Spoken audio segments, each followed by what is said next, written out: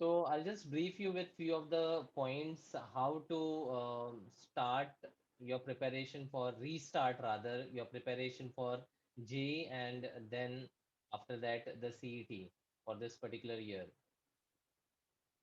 तो सबसे पहला तो PYQs based short notes preparation. This is very important. As per the NTA guidelines जो उन्होंने रिलीज किया है and as per the previous year trends and the current year slots का examination the JEE which has happened, I think most of the stuff is based on the previous year questions. So entirely उस पे rely नहीं करना है, but definitely 70-75% of the overall questions would be based on the previous slots and the previous year questions only. So make sure that your preparation is based on all the PYQs which have been happened for the JEE. You do that. Simultaneously CET के लिए भी previous year questions काफ़ी important है, तो make sure कि आप CET के previous papers एक बार गो थ्रू अच्छे से कर लो, ठीक है, और उसके बेसिस पे ना शॉर्ट नोट्स बनाओ ना। शॉर्ट नोट्स का preparation means what? So let's say you are doing a question from one of the paper and you come across this question. An element has a body-centered cubic structure with a cell edge of 288 picometer. The atomic radius is. Now इसको solve करने के लिए you require the concept of relation between A and R. So you will go back to the solid state, go through the relation that is 4R equal to root 3 है.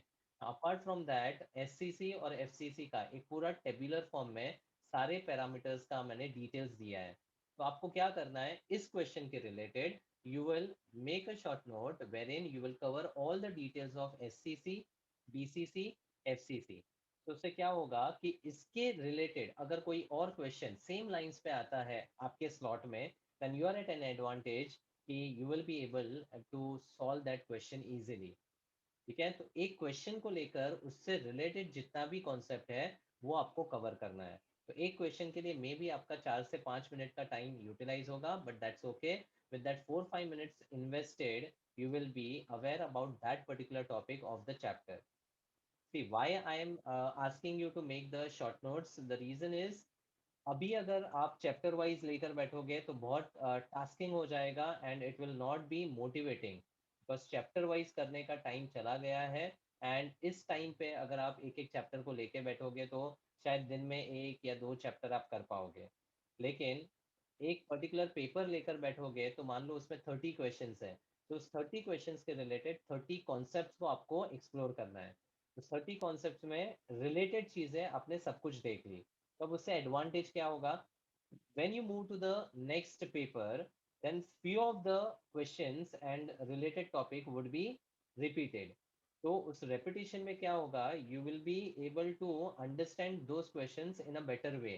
मतलब you will feel confident कि अरे हाँ ये वाला concept related question पहले भी आया था, अभी वापस आया है तो ये मुझे आता है। तो उससे क्या होगा? आपका confidence भी boost होगा। तो पहला पेपर जब आप करोगे to explore the 30 concept related to 30 questions, you will definitely take more time. जब आप सेकंड पेपर पे मूव ऑन करोगे तो आपका टाइम कम हो जाएगा डेफिनेटली, बिकॉज उसमें कुछ कुछ कॉन्सेप्ट्स आपने फर्स्ट पेपर में ऑलरेडी कर दिया होगा। जब आप थर्ड में मूव करोगे तो और 5% आपका टाइम कम हो जाएगा।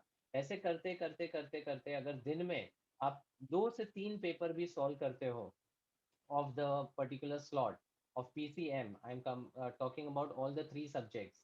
What will happen over a period of time, maybe week या 2 week के बाद आपका पूरा सिलेबस का थोड़ा थोड़ा थोड़ा कॉन्सेप्ट कवर हुआ होगा। एंड अगर सारे आप क्वेश्चन बराबर से कर लेते हो तो सारे PYQs होने के बाद डेफिनेटली आप पूरे सिलेबस को टच कर चुके रहोगे 100%। ठीक है, फॉर एग्जाम्पल ये एक और क्वेश्चन है, which of the following set of molecules will have a zero dipole moment. और this is related to the dipole moment chemical bonding concept. तो डाइपोल मोमेंट कैसे फाइंड करना है, उसके यूनिट्स क्या होते हैं, और डाइपोल मोमेंट के वेरियस केसेस क्या है, कब वो जीरो होता है कब नॉन जीरो होता है, इसका मैंने हैंड रिटन नोट्स में पूरा एक टॉपिक दिया है towards the end dipole moment. तो आप क्या करोगे, वो पूरा टॉपिक को कवर कर लोगे। अब अगर नेक्स्ट पेपर में कोई भी डाइपोल मोमेंट का क्वेश्चन आया तो आपको इन एंड आउट उसके बारे में पता है, मतलब you are definitely going to crack that question. So that will help you to boost your confidence for a particular topic, and your preparation will also get enhanced. Same way में organic का मान लो ये question आता है, which of the following is a natural polymer. तो polymers के related natural, semi synthetic और सिंथेटिक ये क्लासिफिकेशन था, उसके कुछ एग्जांपल्स थे। तो you cover all the examples related to the types of polymers and make sure that you cover that entire topic in brief. मतलब नेचुरल पॉलीमर की जगह अगले क्वेश्चन पेपर में इंटरमोलिकुलर फोर्सेस रिलेटेड क्वेश्चन आ जाता है कि ऑर्डर ऑफ पॉलीमर्स क्या होता है, तो वो भी आपको आ जाएगा। तो आप क्या कर रहे हो, एक क्वेश्चन को केटर नहीं कर रहे हो, एक क्वेश्चन से रिलेटेड उससे जो भी टॉपिक्स रिलेटेड है वो कर रहे हो। उससे क्या होगा कि आगे के पेपर्स में when the same type of question gets repeated, you are definitely in a better position to answer that. Second point, your revision should be based on strengthening the weak topics. So as you go through the PYQs, you will be able to understand that some of the topics you are very much comfortable with, और कुछ topics शायद आपने बराबर से पहले किए ही नहीं हो या स्किप कर दिया हो। तो ऐसे टॉपिक्स को मेक श्योर कि you identify those weak topics and you revise it properly and strengthen it, so that उसी टॉपिक के रिलेटेड कोई क्वेश्चन अगर आगे के कोई PYQs में आता है तो आपको वो डेफिनेटली आना चाहिए। आपका रिवीजन भी हो रहा है, आपका स्ट्रेंथ्स और वीकनेसेस भी आपको पता चल रहा है। Then revise NCERT thoroughly for inorganic chemistry. So chemistry point of view, inorganic के लिए NCERT को एक बार go through करना बहुत ज़रूरी है, because there might be some factual questions which are asked from the inorganic chemistry like periodic table, S block, P block, D and F block element coordination compounds. तो ये सारे chapters के लिए एक बार inorganic को go through करना है। Organic के लिए जितना मैंने नोट्स दिया है that is much more than what is given in NCERT, तो वो आप नहीं करोगे तो भी चलेगा। Physical is something which is entirely practice based, तो जितना आप प्रैक्टिस करोगे उतना आपको ज़्यादा कॉन्फिडेंस मिलेगा। तो इनऑर्गेनिक के लिए NCERT is very important for chemistry. Then practice important questions and give combo and the mock test seriously. तो important questions का मतलब क्या? हमने जब क्लास में कुछ सेट ऑफ क्वेश्चन सॉल्व किए थे तो मैंने कुछ क्वेश्चंस को बोला था ये इंपॉर्टेंट है, इसमें there is something which should be remembered, या कुछ एक्सेप्शन रिलेटेड कॉन्सेप्ट होगा। तो ऐसी कुछ चीज़ें हैं जिसके लिए I had told the questions to be marked as star और समथिंग। तो ऐसे क्वेश्चंस आप जब रिवाइज करने बैठो तो मेक श्योर दैट वो वाले क्वेश्चंस आप अच्छे से गो थ्रू कर लो। ठीक है, तो पीवाई क्यूज के साथ वो वाले क्वेश्चंस भी साथ में चैप्टर वाइज, जैसे जैसे आपको लगता है कि ये हो गया चैप्टर मेरा परफेक्टली, तो इसके कुछ इंपॉर्टेंट क्वेश्चंस है वो भी करते जाओ। एंड जो भी कॉम्बो और मॉक टेस्ट अरेंज हो रहा है for the test series, please give them seriously. जैसे आप एक्चुअल जेई एग्जामिनेशन में दोगे वो सीरियसनेस से ही आपको ये टेस्ट देने हैं। ठीक है, create an atmosphere that you are giving the test in the actual environment. Seriousness बहुत इंपॉर्टेंट है। Then last thing is eat healthy, exercise for 20 to 30 minutes, sleep well and increase concentration.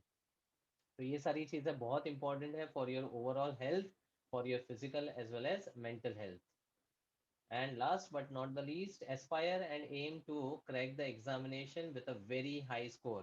तो M रखो कि अब आपने दो attempt already दे दिए हैं, तो मेक श्योर कि थर्ड अटेम्प्ट और फोर्थ अटेम्प्ट आपका बेस्ट हो। ठीक है, हो सके तो थर्ड अटेम्प्ट में ही स्कोर करो, and definitely it should be improved score as compare to your previous attempts. Previous attempt में if you have scored a 94 percentile, then make sure that अब 97 98 की तरफ आप जाओ। ठीक है, उसके लिए क्या क्या मिस्टेक्स आपने की, what were the problems you had in the past attempts, analyse करो एंड मेक श्योर कि वो सारी चीज़ें, वो मिस्टेक्स आप वापस रिपीट नहीं करो। So these were few of the tips for from my side for the JEE.